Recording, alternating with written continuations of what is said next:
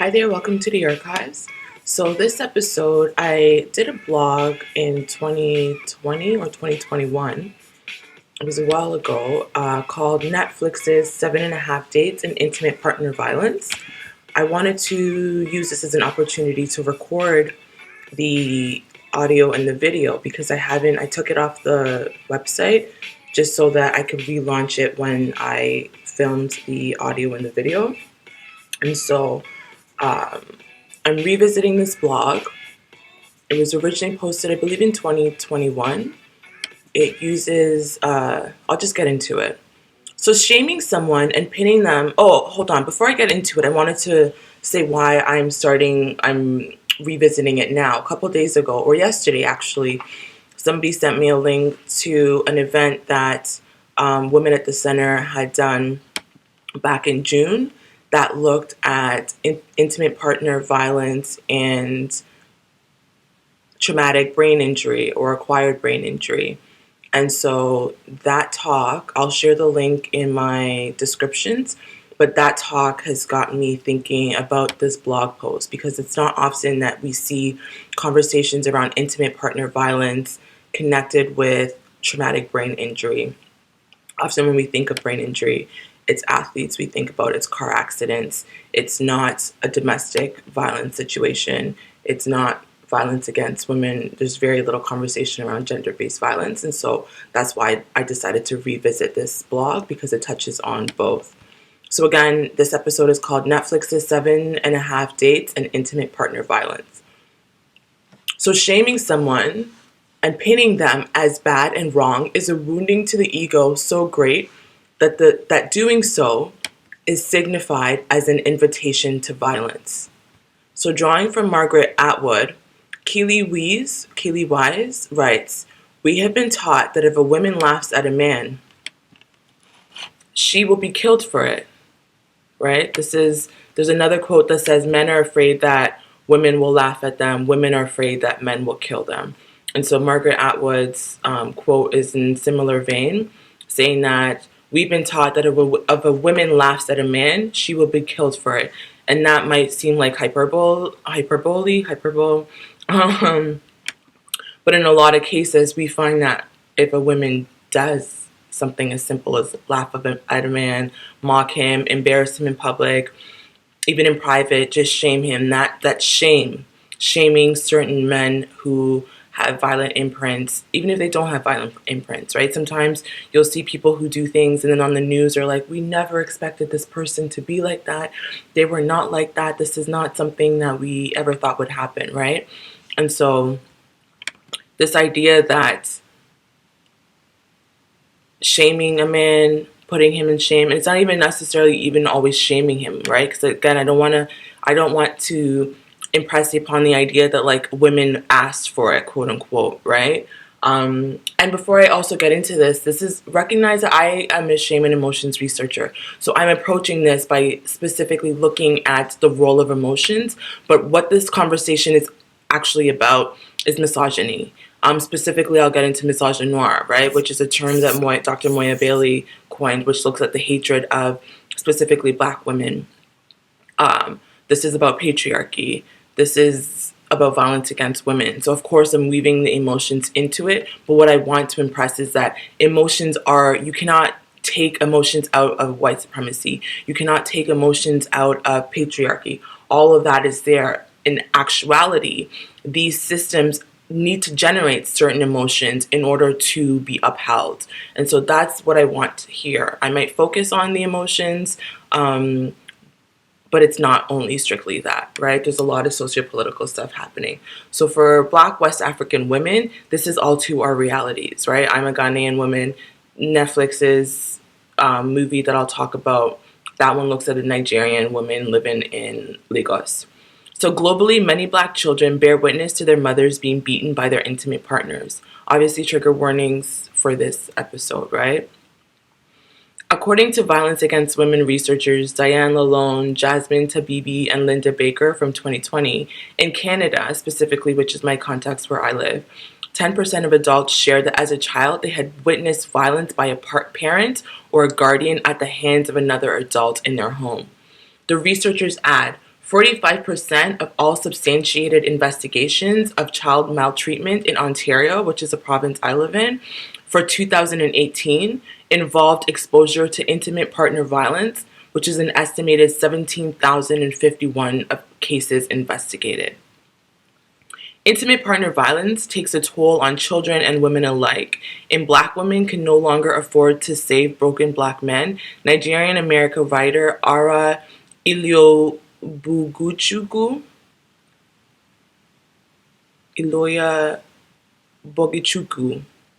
excuse me for the way I pronounced it, please forgive me, points out that this devastating reality of intimate partner violence faced by Black women, they shared that these staggering statistics of how in America, so south of the border, 9 out of 10 Black women respondents were killed by Black men, and that 91% of all Black female homicides where a man is a victim, in 91% of all Black female homicides, they are killed by a man that the victim knew. Right? So again, this is 9 out of 10 of those who responded. So I wanted to be very clear that this is specific to the sample group that this research was looking at, right?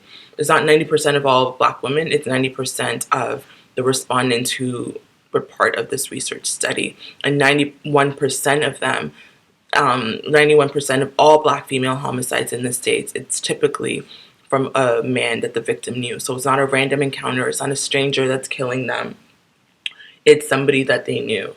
And so what, in comparison to their white counterparts, Ara states that Black women are killed by Black men at a rate 3 times higher than white women, and that Black female homicide victims are most often killed during the course of an argument or disagreement.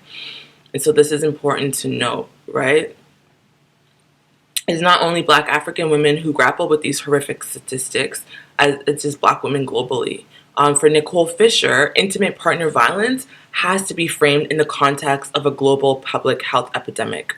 Fisher assesses that the minimization and negation of violence against women is a major contributing factor to why this epidemic goes untreated. So because if it's the global pandemic, that got a lot of news, right? Well, not all of us can escape it. But if you think about it, none of us can really escape intimate partner violence either. So Fisher says this is a public health epidemic, but because it's violence against women, because society doesn't really take women seriously, because we are seen as quote-unquote lesser, because violence against us is just so institutionalized and so normal, we're not really taking it seriously. And so Fisher is speaking to the normalization of violence against women that's rooted in white supremacy that gets enacted through patriarchal structures such as the church and everyday households, right? Because of colonialism, a lot of these different dynamics have spread globally. I started watching Meghan and Harry, or Harry and Meghan, I don't remember the context, but in the first 3 episodes, I think it's the last one specifically, they're talking about colonialism, they're talking about the transatlantic slave trade, the enslavement and the trade of Black Africans, right? The Commonwealth also came up. And so because specific European countries went out globally, right? In Africa, they had this quote-unquote the scramble for Africa. So the white Europeans were just grabbing as many places as possible, just taking as much land as possible. But in part of that, the indoctrination is teaching the communities very specific things about themselves in the world, right? You're using the Bible. Women comes from the man's rib. She is lesser than him. And so all over the world, a lot of us have adopted some of these patriarchal ideas. So I want to turn to this 2018 Nollywood film on Netflix. It's called 7.5 Dates, and it's directed by Biodun Stephen, and produced by Toyin Amaka. And it's written by Joy Isi Biwaji. Excuse me if I'm not pronouncing the names correctly. I apologize. So in it, the main character is Bisola. So she takes an offer from her traditional Nigerian father to date 10 men of his choosing after her younger sister gets engaged before she does. Bisola is described as a young, single Yoruba businesswoman living in Lagos. She owns her own store and goes against the conventional grain by investing more in her career than in her dating or in marriage or raising a family. This is horrifying for a lot of African parents. This is absolutely horrifying for a lot of West African parents. It doesn't matter. It doesn't matter if you got your PhD. It doesn't matter how successful you are. It doesn't matter if you're doing all your independence. If you're not married to a man specifically, if you don't have somebody to take care of, if you are not raising children, you are seen as a failure. And I'll get more into that as we go into the blog. But Bisola is basically every Nigerian parent's nightmare, even though she's super successful. So on a particular date that she goes on, so because and then it's even worse if your younger siblings are the ones that start to get married or have children before you, right? You're the eldest. As the eldest, you should be setting an example for them. And so it's not going well for her parents. And so her dad gives basically a bet and says, I want you to go on 10 dates of my choosing. So on one particular date, she goes on. It illustrates a Black African, of course, this is also very stereotypical. This is not all of our experiences, but in this show, she goes on a date with this man, and it gives us an idea of some of the internalized white supremacy, anti-Black racism, and misogynoir in Black men, right? Sometimes we talk about like white men, but here we're looking specifically at the Black African man. And so he starts and he says, my mom left my dad at 18, and I was very ashamed of that, her date says. Again, I raise this because this is how shame is showing up in popular culture. So I was really interested in the word and the use of the word shame. So her date, this young Black Nigerian man's first date, says his mom left his dad at 18, and he's ashamed of his mom. So after inquiring, Bisola is told some of the reasons why. So, well, he used to beat her sometimes, hit her head against the wall, grabbed her by the neck, the young man says. When Bisola suggests that these are good reasons why any Black woman or any woman, period, should leave her abusive husband, he is completely confused by her. Like, he's just like, what? Is that enough reason for you to leave your husband? He asks her. So according to researchers Robert Nonomura, Linda Baker, Dianne Lalonde, blows to the head during intimate partner violence are nothing to take lightly. Nonomura, Baker, Lalonde, these researchers, they touch on some of the unseen effects of intimate partner violence that it can have on women, including neurological brain injuries.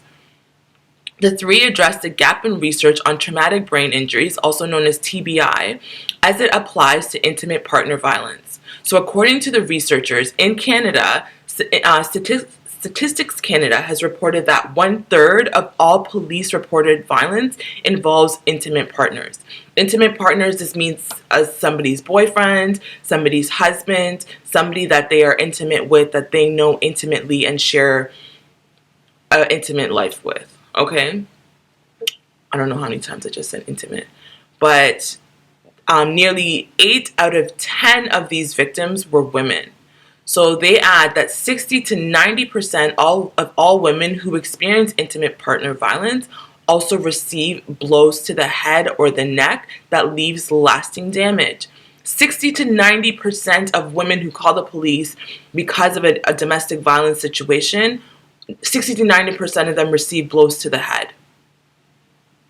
While traumatic brain injuries are often contextualized in relation to athletes and accident victims, the researchers ask that we not forget the seriousness of traumatic brain injuries as it pertains to intimate partner violence. Right? This young man just like, well, he used to beat my mom sometimes. He used to bang her head, throw her head against the door, the window. What did he say? Let me go back to the quote. Well, he would hit her head against the wall and grabbed her by the neck. What? And how are we not thinking about traumatic brain injuries? So when Bisola dates says, is that enough reason for you to leave your husband? This question and confusion points to arguments that are made by Africans who defend abusive men, whereby the church, the Bible, and scripture specifically are used by men and women alike to justify male domination and violence against women. Just as gendered relations assume whiteness as the norm, just as racial relations assume gender as the norm, here, gendered relations assume men and patriarchy as the norm, right? So Bisola is adamant that his mother left her marriage in order to save her own life, speaking to the high mortality rate of black women killed by intimate partners. Again, almost 90%. Her date is relentless, and he continues, save her life from what? Mere punches on the head? For better or for worse, remember? He is referencing traditional marriage vows where husband and wife proclaim to take each other for the better or for worse until death do us part. The harsh reality is that for black women, marriages do end in death, and at much higher rates than for white women. And for 91% at that. And at the hands of somebody they knew intimately, like their boyfriends, like their husbands. So after leaving her marriage, so this woman, this man's mother, after she left her marriage, she became a very successful businesswoman. He still describes this as a failure. And this is not, of course this is very stereotypical, but there are a lot of young African men who do believe that it doesn't matter how successful you are. A lot of them actually are even either jealous or disgusted by women who go into business and think they're men. So he describes his mother as a failure. He shames his mother for failing to perform normative social gender scripts. And what I mean by that, he says, a woman is described by her marital status. She couldn't keep a home, she being his mother. You know, women who die in marriage for love of husband and children are the true martyrs? I mean, it's the West that has corrupted our women. I need a real woman, a Proverbs 31 kind of woman, he concludes. As most patriarchal traditional African men do, he blames the West, specifically here Western feminism to be exact, and as corrupting black African women, right? A woman who is not married, who doesn't have kids, who is not dying in marriage. It's better for a woman to die in marriage because she becomes a true martyr. This is some of the typical, I would call this typical, African mentality. And we see it as totally normal. We're teaching our kids this. We're shaming our women for trying to do better. We're encouraging our men to be the man of the house. Show her who's boss. By any means necessary. As for me, no be by force. And so Western feminism is blamed. He then recites Christian scriptures in defense of his father's domestic violence, suggesting that he too is looking for virtuous women. Have you come across a man or men trying to make you their quote-unquote Proverb 31 kind of woman? I used to be like, I used to be this African woman. I can't wait to be a man's Proverbs 31 kind of woman. That was me. Be aware of these type of men, as Bisola suggests. He may just be looking for someone to be his punching bag, his literal punching bag, right? And this is not to say don't get married. This is not to be like Dorothy's a hater. She's a man hater. She's bringing the African family down. She's bringing the black men down. She doesn't even like marriage. She's a heathen. She's a queer woman that's trying to destroy the institution of marriage. Say what you will, but this is not right. Telling people that they need to stay in marriages where they are being physically, emotionally abused. And emotional abuse is not any more or less than physical abuse. It's just a violence of a different form. That's not right.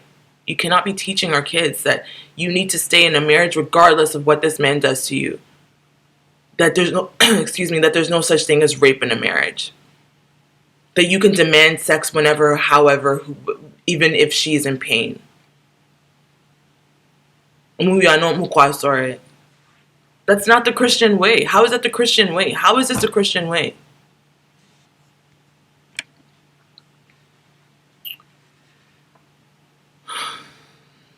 Anyways.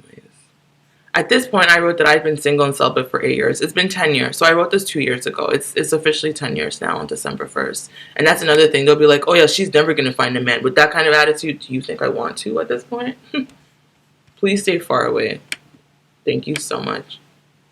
I will live in shame if that's what it means to not be killed by a man. Because you already know the type of woman that I am. the ones who talk back. And that's not victim blaming or saying that certain women get violence. But again, a woman that laughs at a man is more likely to be killed by the man. And I stay laughing. So I'm going to wrap it up here. I am raised in these cultures, and these cultures reward black men for their literal and actual bad behavior. It turns around and punishes and blames women for our bad behavior, right? One of the first questions usually asked if you complain to an elder that, a man is abusing you or beating you or treating you, is like they ask, what did you do? So we blame the victims. So what can I say? Patriarchy is insidious. It's everywhere. If this resonates, please pass it along, share it with others. But don't forget that brain injury is very serious, actually. These are neurological conditions we're talking about. Intimate partner violence does result in brain injuries for some women, and a lot of it is either undiagnosed or misdiagnosed.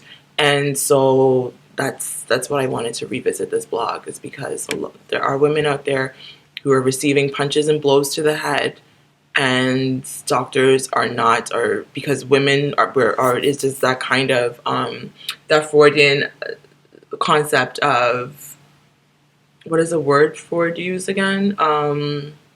Hysterical, right? Women are hysterical. You guys already have a lot of anxiety. You guys are already, one of the panelists was saying that a doctor said this woman had a brain injury, and the doctor was like, oh, well, she was already wonky before she got hit, right? So because, quote unquote, we're seen as wonky, our brain injuries are not taken seriously, even if we're receiving blows to the head, even if you're falling down, being thrown down the stairs and hitting your head.